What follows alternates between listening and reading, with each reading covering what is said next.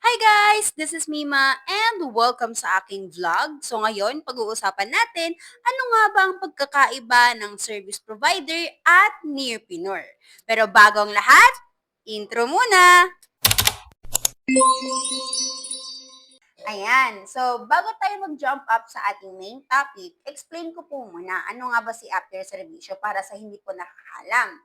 Si AYS po ay isang booking application na kabilang sa tech giant companies like Grab, Foodpanda, at Lalamove, wherein pwede kang magpa-deliver, pwede kang mag-book ng transportation, or magpa-deliver ng pagkain. Ang pinagkaiba naman po ni AYS sa kanila, dito po sa ating app, ang binubook mo is mga services. Kagaya po ng mga aircon technician, tubero, electrician, plumber, aircon technician, at massage therapist. Ayan. So, ngayon, ano nga ba ang differences ni service provider at ni nearpreneur? Unahin na natin si service provider. Ang role po ni service provider or SP sa ating app ay sila po yung mga taong magbibigay ng skilled services or professional services na nabubook sa ating application. So, ang maganda po kasi doon, sila po yung mga tao na gusto pong maghanap ng dagdag clients or dagdag customers o di kaya naman, nais nilang ma-digitalize yung kanilang mga skills na in-offer. So, for example, sabihin na natin, ako po ay isang massage therapist at pinasok ko yung aking serbisyo sa AYS. So, service provider po ako nila.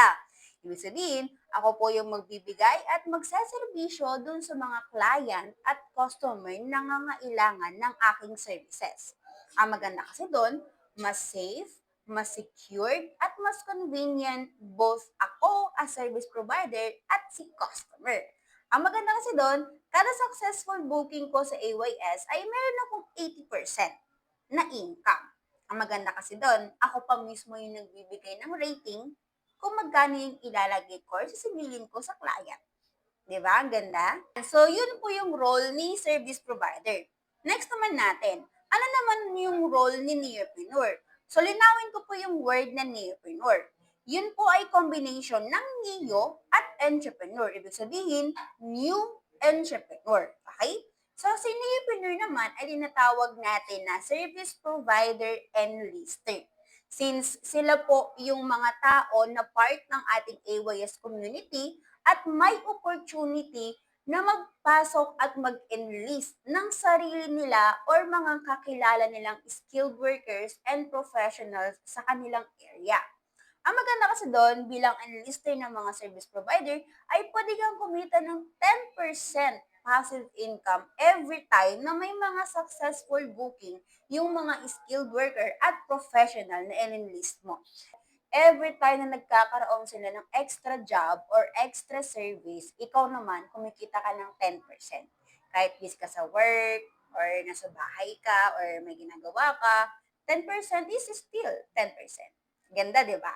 So, yun lang naman po yung pinagkaiba ng service provider at nearpreneur natin.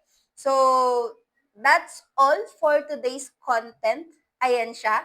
So, if you're interested sa ganitong usapan or you want to know more about AYS, is comment mo lang ano yung mga questions mo or information na gusto mong malaman and pwede natin gawa ng content yan. Okay? Comment ka lang dyan ano yung tanong mo regarding sa AYS and we're going to make a content for that.